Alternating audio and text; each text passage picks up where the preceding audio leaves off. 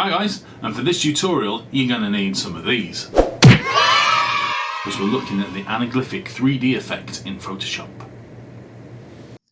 So a bit about where this effect has started. It started with stereoscopic photography, which was first invented by a man called Sir Charles Wheatstone in the 1830s, and then later on tweaked by Sir David Brewster.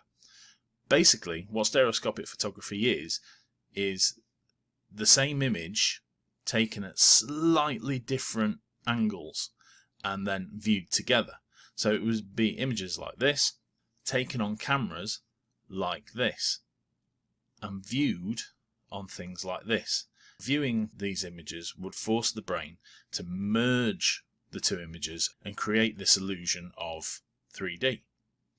Now fast forward to the 1950s with drive-in films in America like The Creature from the Black Lagoon, and we see this cyan red 3D effect come in, working on the same principle. It's still merging those two images in the brain, but through slightly different coloured filters, and that's the effect that we're going to look at in this tutorial.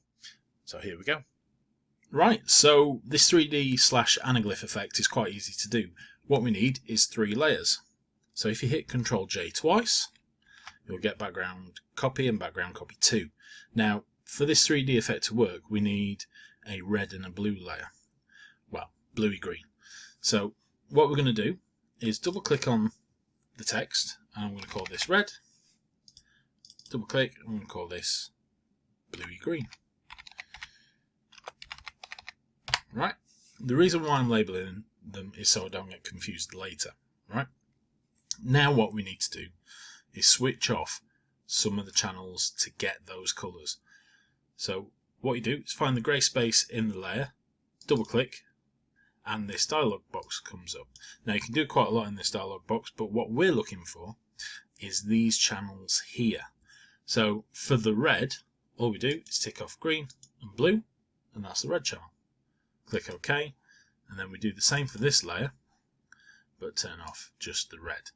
Okay, click OK.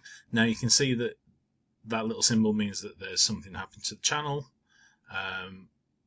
The layer style's been adjusted, so we know that's worked. Now nothing's changed on the image, but that's okay because all 3 images are the same. The layers that we've got in the other 2 make up the original image anyway, so nothing will look like it's changed yet. The next step is we need to separate those images because 3D works on having slightly different images seen at the same time. So it doesn't matter which way you go, which channel you use, but pick one and stick with it. So I'm going to select this red, and I'm going to use my arrow keys to nudge about 4 spaces to the left. And then I'm going to use my bluey green and go the other way by roughly the same amount. Now if you check in with your glasses, what you should see is that the image has now started to recede into your computer. It won't pop out at you like 3D in the cinema, but it does recede.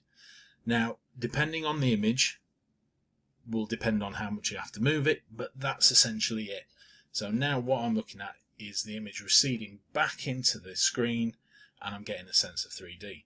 Now you can emphasize it a little bit by putting things on top of your image.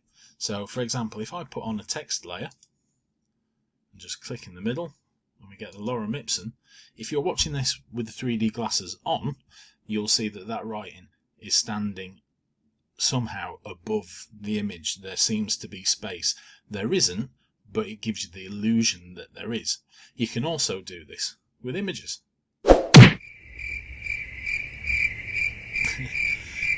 Now obviously this doesn't look that great. However, you can use this technique to emphasize that 3D effect. So if we jump into a different image, here's one I did earlier. So this is my starting image, and we've got that depth following the wall down to the figure.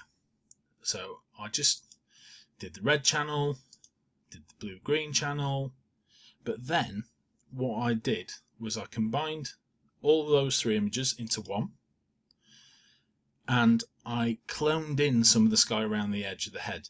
Now I've done this because when we add on the unaffected layer, you need to make it slightly bigger, and if there's any image underneath it, you'll see it and it kind of ruins the effect.